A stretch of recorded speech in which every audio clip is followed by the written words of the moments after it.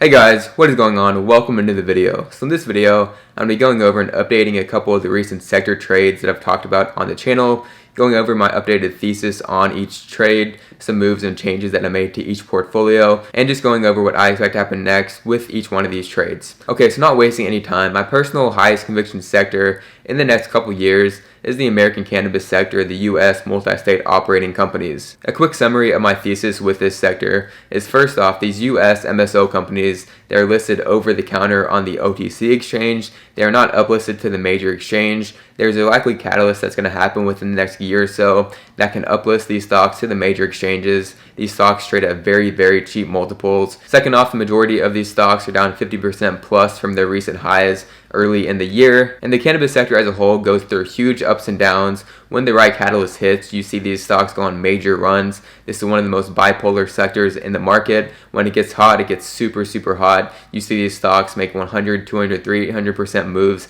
in the span of a couple months. And on the other hand, you can see these stocks take off 50% plus or more from their stock price when it's in a bear market like we've seen for these past 6 months. And in my opinion, that trend is likely to change very, very soon. And we'll go over a couple key points in just a second. With a couple of the recent catalysts that we've talked about on these previous videos, the first major one being the Safe Banking Act. So this Safe Banking Act would give these companies access to major banks. It would potentially lead to an uplisting if this bill was to pass. And recently this bill got passed by the House. It passed the House vote and has moved on being included in the NDAA onto the Senate. Now it's not yet known whether or not it's going to pass the Senate. From what I've read, it's about a 50-50 chance whether or not this will pass the Senate or not. There have been a couple of statements out from Schumer, for example, says he and his colleagues working to advance a federal marijuana legalization bill have an agreement that the body will not take up the cannabis banking legislation until more comprehensive reform advances. So that in itself is obviously bad news for the Safe Banking Act. But at the same time, however, Schumer did not rule out incorporating some cannabis reform proposals into the Senate's version of the NDAA if other justice-focused provisions can be added as well. So there's a lot of political back and forth going on as of right now, but it is a great step that it has passed on with the NDAA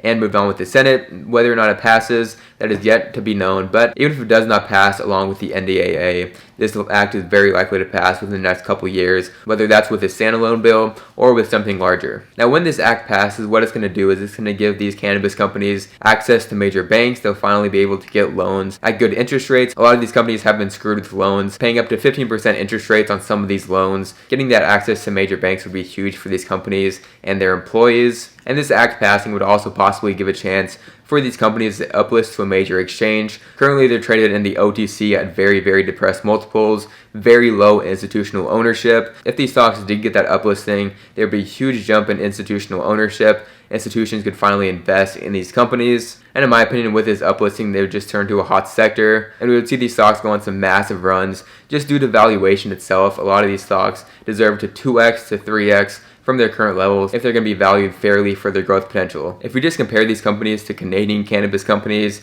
and Canadian cannabis companies are uplisted to the major exchanges, so they get the high trading volume along with the institutional interest, unlike these American MSOs because they're not yet on the major exchanges. Many of these US American cannabis companies are already profitable. They're growing at huge growth rates. Some of these 100% plus year-over-year growth. There's also a much larger opportunity for growth in the American market. So many upcoming catalysts included with safe banking, so many new states working on legalization and more. The cannabis sector is still just in the beginning stages of their growth. Okay, so now taking a look at my updated portfolio for this sector. Over the past month or so, from when I made the previous video on this portfolio, I have about doubled the size of this portfolio, added to the places where I have the strongest conviction.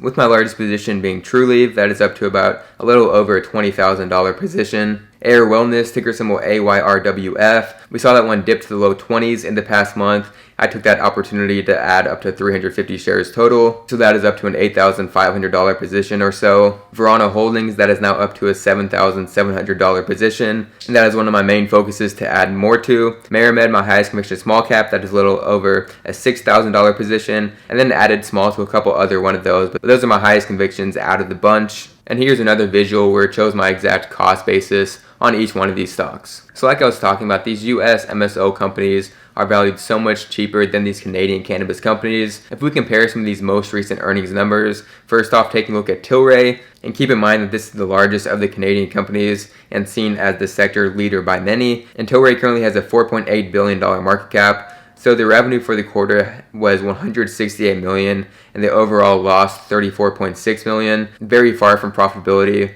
And we compare that to Verano, ticker symbol VRNOF, valued with under a $3.5 billion market cap, $1.3 billion in market cap, less than Tilray is valued for. For the quarter, they had $199 million in revenue. They're growing faster, and they had positive net income with $7 million, already profitable. So that just gives you a visual of Tilray having a higher market cap, less revenue, and they're losing money, while Verano, one of these US MSOs that is still in the beginning stages of growth, has a cheaper market cap, more revenue, and they have positive net income, already making money. And like I was talking about, Verano, ticker symbol VRNOF, is one of my main focuses to add to the position size too. The valuation compared to other MSOs is on the cheaper side, and my highest conviction trade in this space is Trulieve, ticker symbol TCNNF. And at current levels, I would say that Verano, ticker symbol VRNOF, is a close second due to this current valuation and the recent dip that we've seen in share price, a dip that could turn into an even larger dip with this upcoming lockup expiration, and at these levels is a very, very attractive price to add to in my personal opinion. It IPO'd earlier in the year, hit a high of $28 per share, and is currently now sitting in the low 11s. I would love to pick up more shares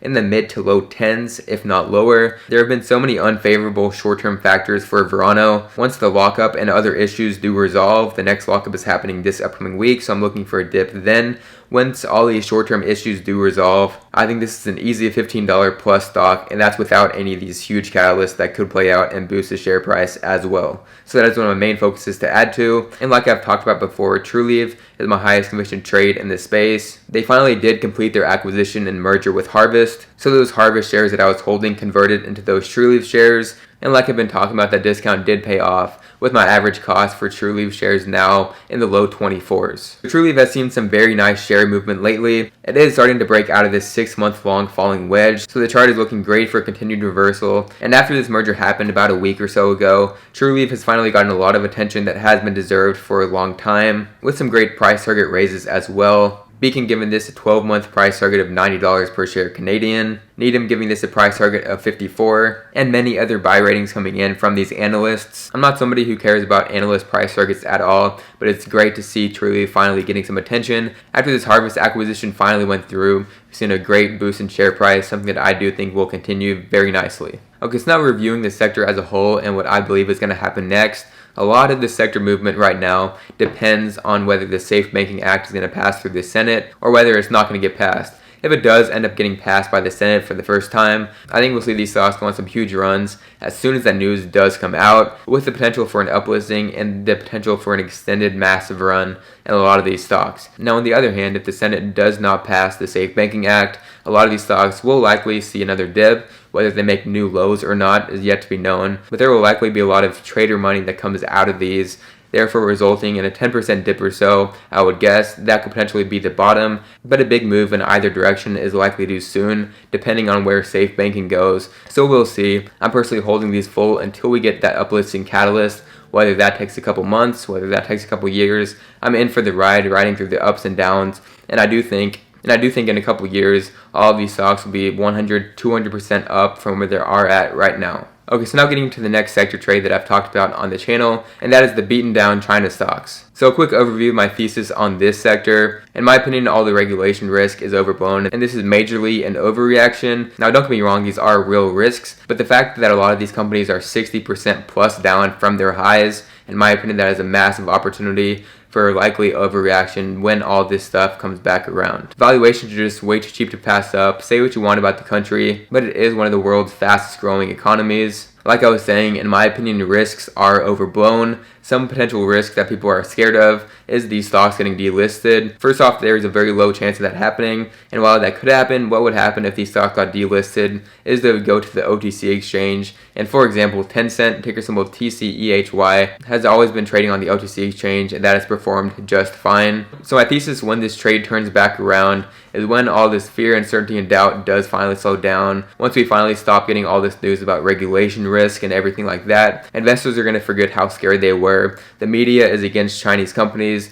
Everything is telling you to sell Chinese stocks. In my opinion, that just tells me to buy it, because once things come back around, these stocks are going to see some massive bounces. That is just my opinion. Of course, there's no guarantee of that happening. That is just what I personally am guessing is going to happen. And obviously, don't buy any Chinese stocks if you're not comfortable with the risks. I'm just sharing what I'm personally doing and my own thoughts. There are obviously real risks to a lot of these companies. Alright, so getting into my portfolio and some changes that I've made, as I'm currently holding in green on the majority of the positions of Alibaba, DOYU, Huya, and Tencent Music. Now, a change that I did recently make was selling my Baidu shares. I was holding 24 shares at the time and converted all of those to Alibaba shares. My thought process on that is when these stocks turn back around, Alibaba is going to outperform Baidu in a huge way when these stocks do reverse. And while Baidu does have a very attractive valuation, Alibaba's valuation is just so much better than Baidu's was at the time. So I made that change and converted all of those Baidu shares into Alibaba shares, and at the same time I was up on Baidu, so that's a plus as well. Took profits on that, and we finally saw a bounce back at the end of this week with some of these China stocks, so I am finally green on the majority of the positions. And this portfolio has been through some huge ups and downs. For example, on the initial bounce back, the whole portfolio was up in a huge way. It then went very, very red. And now we are back green, pretty close to break even, not up very much on the majority of these. So for this account, I just plan on holding and riding out through any ups and downs. If the Chinese sector was to take any massive dip once again, I would probably look to add. But for now, I'm just holding strong and riding out through the ups and downs, as this is just more of an experimental portfolio to track how the Chinese sector does end up playing out. So nothing has really changed since I originally got in these positions. There's just been a lot of volatility in this sector. Alright, so that's what I got for the video. Thanks you guys so much for watching. If you are interested in joining the private Discord chat, getting buy alerts and sell alerts anytime I buy or sell any stocks, also get full access to my short-term and long-term portfolios, ask me any questions, and send out nightly watch lists and more. That's the first link down in the description if you are interested in joining. Please give the video a like and subscribe if you have not already. That helps me out a ton, and I would greatly appreciate that. If you have any thoughts, leave it in the comment section down below. And thanks so much for watching, guys. I'll catch you next time. Peace.